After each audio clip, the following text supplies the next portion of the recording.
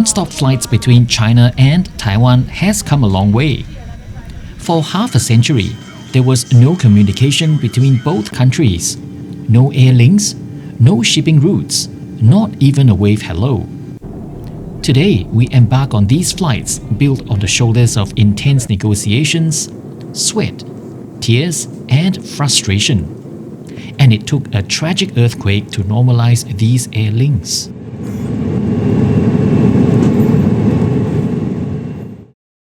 Step 1, wake up early, gonna rise with the sun. Step 2, get some good, some food in you. Step 3, think real hard about what you wanna be. Step 4, everybody just do your thing. Wake up, today's gonna be a good day. Wake up, today's gonna be a good day. Wake up, today's gonna be a good day. Wake up, today's gonna be a good day. Wake up, today's gonna be a good day. G'day guys, and welcome back to my video, and this is a continuation from my rather troublesome transit that I have trying to change my flights. Trying to go through my transit from Japan Airlines to China Airlines. So I made it to my flight after all. I am now on the departure air side. I've got my boarding passes for China Airlines. It turns out that the flight is I was able to make it for my flight with about an hour. It slipped my mind that Shanghai is an hour behind Japan, so I was still running on Japanese time, which is why I was panicking. I won't make it. But anyway, Shanghai is an hour behind Japan, so I've made it now, and I'm gonna go past the immigration to go to the lounge. So come along with me to see what flying China Airlines in business class from here in Shanghai Pudong to Taoyuan Airport and Taipei. Let's do this. Everybody just do your thing. You saw my panic in the last video when I thought I had missed my flight. So in this mode of being, I ran to the first prominent counter I saw at departures, which was the China Eastern Information Counter. I wanted to ask, where could I find China Airlines? The lady at the counter saw me walking towards her and immediately looked down at the computer screen to ignore me.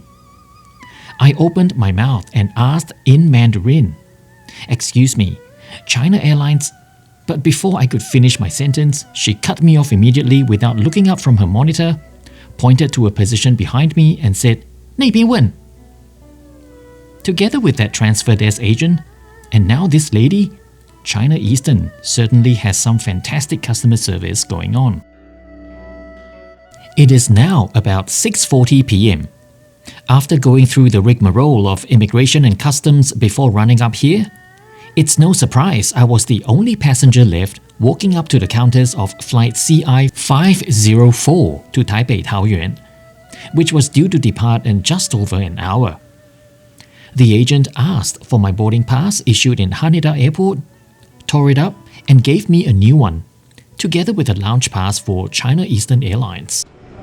Airport security checks in China, it's very thorough. They made me unpack my bag, took out my amenity kit and went through it. I broke a sweat. Not sure if you can see it, I broke a sweat trying to do it for them. Unpacking my bag and packing it again. Yeah, that was a lot of work. But this is not unexpected because I went through the ringer when I was in Guangzhou the last time, so I kind of knew what to expect, so I took everything out to make the process faster. Yeah, but so this is just something you have to take note of when you are going through security checks at Chinese airports. Ooh, a bit breathless. Anyway, that's all done and dusted. So now I am going to look for the lounge, I think. I don't even know where the lounge is. I've been directed to the lounge at China Eastern. Yeah. There has to be some kind of notification about the cumbersome transfer when you redeem journeys like these through Qantas app. FYI, this journey from Haneda Airport to Shanghai Pudong and Taipei Taoyuan as my final destination was done through Qantas for 50,000 points. At normal international airports, with a valid boarding pass for an onward flight, a transfer from arrival airside to departure airside is a seamless guarantee. But this is China we're talking about. where unnecessary bureaucratic practices thrive, and the powers that be get a high from making processes like this one as hard as possible. For such a modern-looking mega airport like Shanghai Pudong, where the physical transfer facility is really there, and them refusing to allow airlines other than China Eastern to use them really defies logic. So next time anyone does a trip like mine, just beware of the trouble involved. It then occurred to me that I did not have time for the lounge. You see the Japan Airlines flight I got off from earlier on over there, and the China Airlines Airbus A350 which I'm getting on 2 gates away.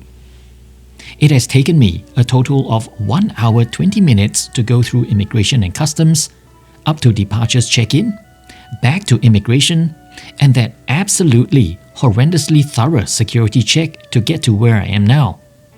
This has to be the quickest stay I've ever done in any country. Boarding was announced the moment I arrived at the gate, so perfect timing. For a lot of us boarding this flight, it's just another day on another flight towards another airport. But did you know, prior to 2003, this flight did not exist, and the mere thought of direct flights like this one tonight was a mere fantasy, an ultimate wish list. For history buffs, I'll attempt to touch on the geopolitical situation between the People's Republic of China and Taiwan, and how these flights came to be. Taking us on this short flight across the straits towards Taipei Taoyuan is Bravo 18908, an Airbus A350-900 which first flew in June 2017, making this bird 7.5 years old at the time of writing. The warmth of Taiwanese hospitality is immediate as you approach the door, because they normally have a huge number of flight attendants right there, ready to receive you. 你好，欢迎，小心哦，座位在那边，谢谢。There's Mandarin, and then there's Taiwanese Mandarin. It never fails to make me smile. Many airlines around the world utilize this Collins Aerospace Super Diamond Seat reverse herringbone setup. So this isn't an unfamiliar product.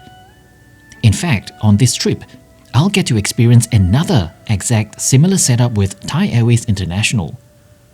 But China Airlines shows the industry how to take an off-the-shelf product and absolutely spruce it up to call it your own.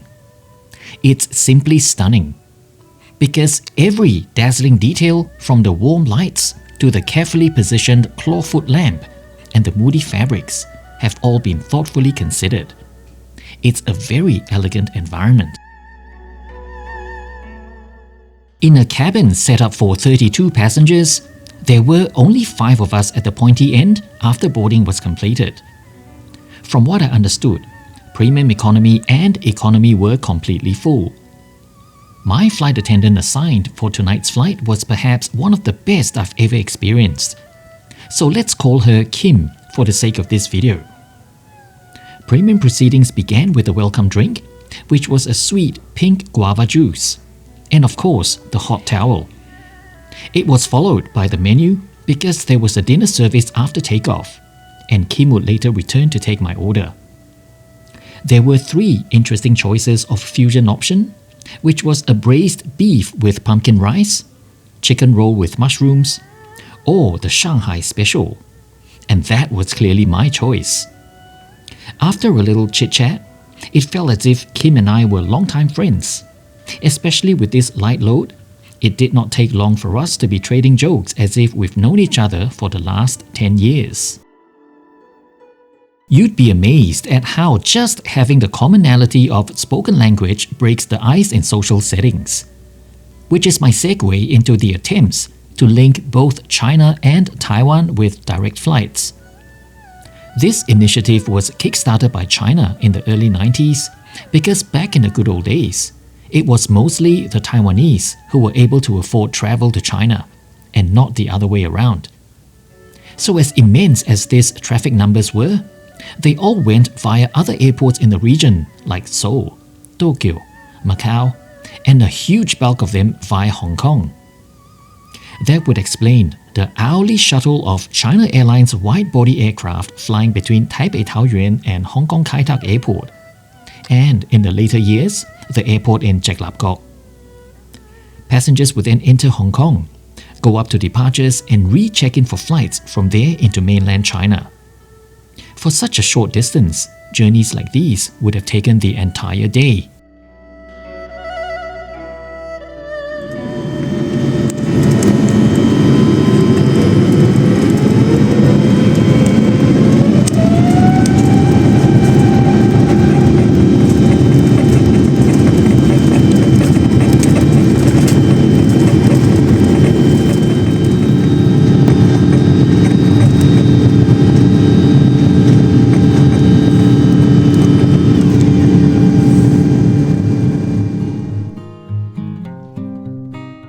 A northerly departure from Shanghai Pudong, a right turn took us south as we hugged the coast of China, utilizing a flight path over the East China Sea.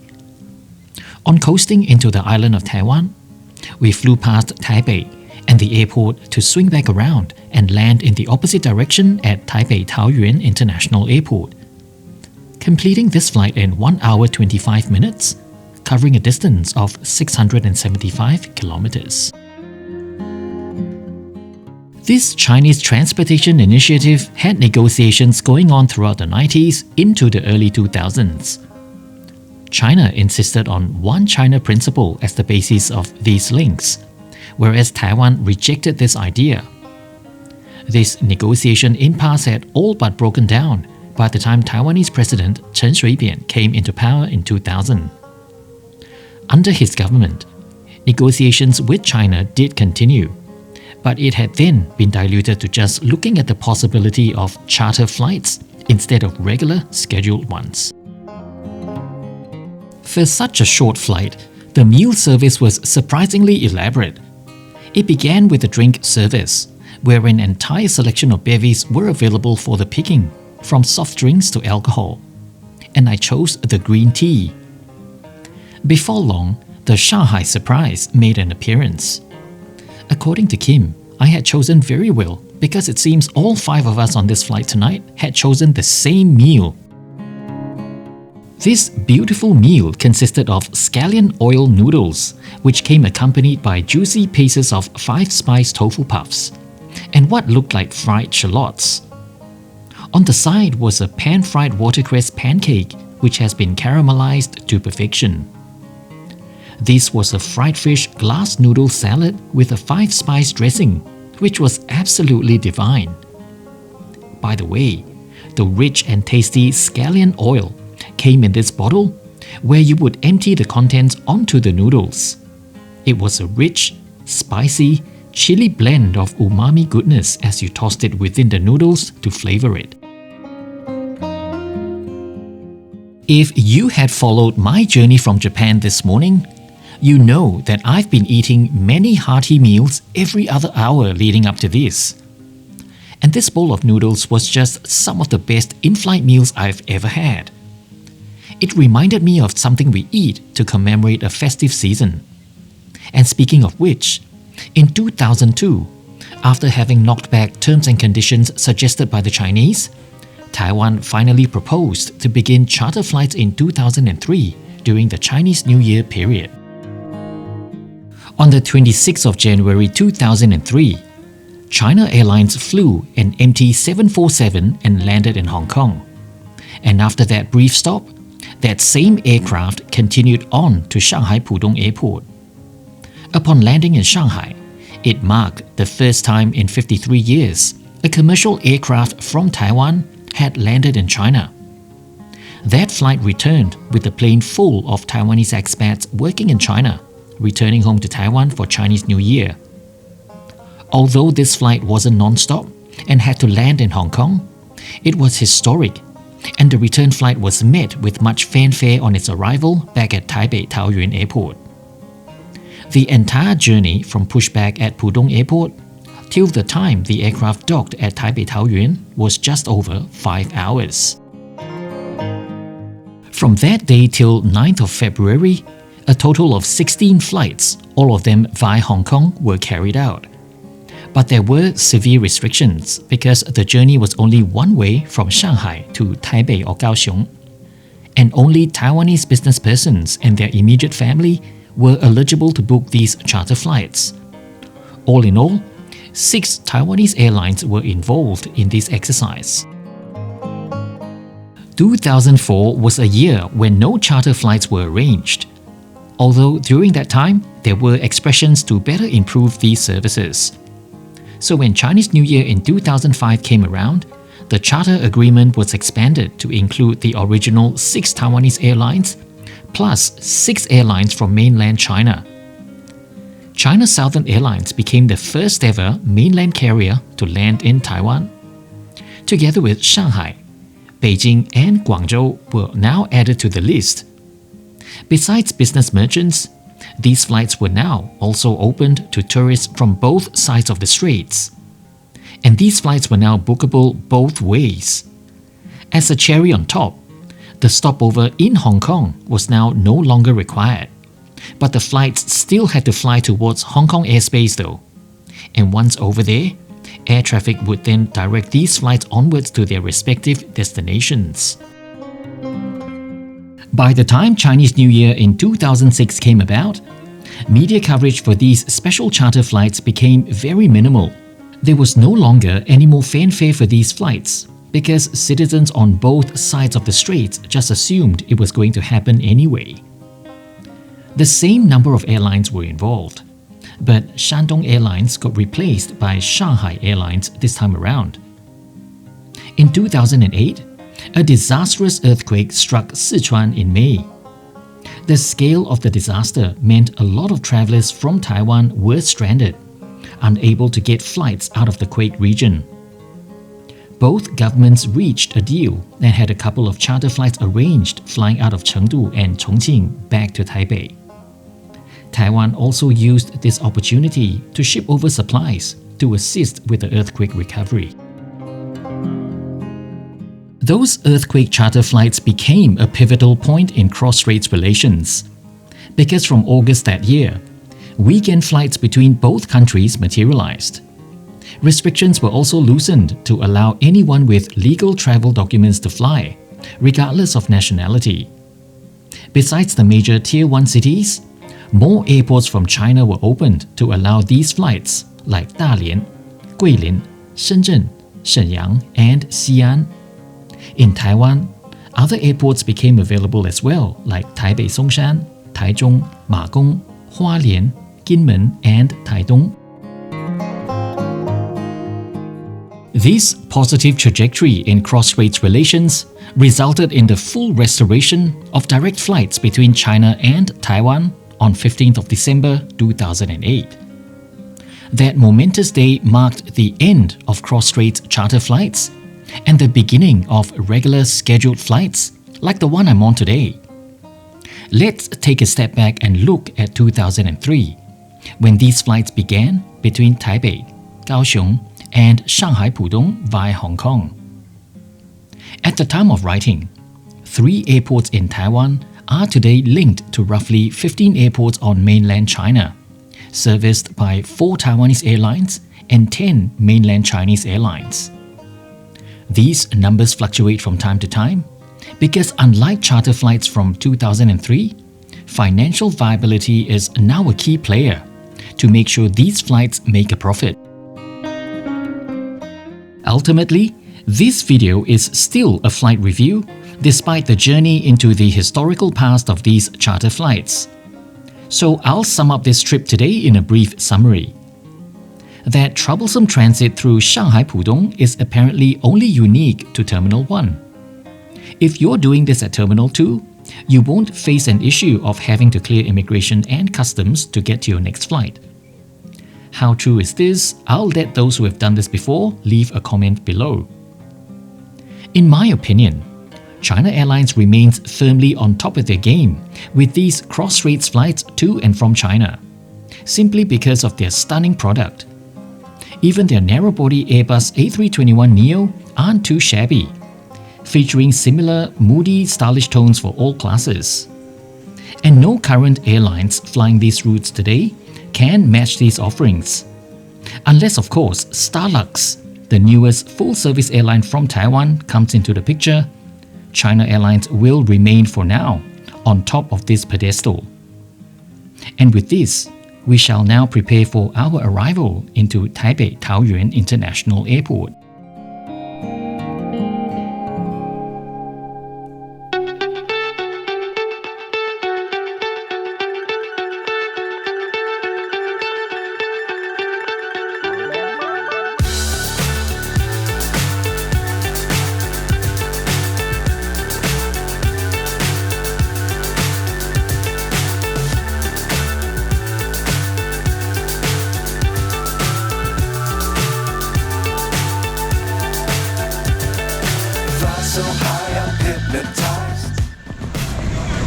And welcome to Taipei Taoyuan International Airport, guys. So yeah, that was my very eventful day today, and this sector from Shanghai to Taipei with China Airlines is just pure absolute heaven. I cannot heap any more praises on the ladies in China Airlines, because their service is just absolutely incredible. If you haven't flown them, I highly recommend them that you should go fly them as soon as you can. Well, anyway, I'm here in Taiwan for the next couple of days, so look out for those videos of me going around this country in the next couple of episodes. So in the meantime, I've chucked details of my Instagram on your screen right now, so hit me up there, chuck me a follow so you can come along with me on my travels in real time. Of course, more importantly, do not forget to hit subscribe and the bell notification icon, and I'll see you for my next video. Bye!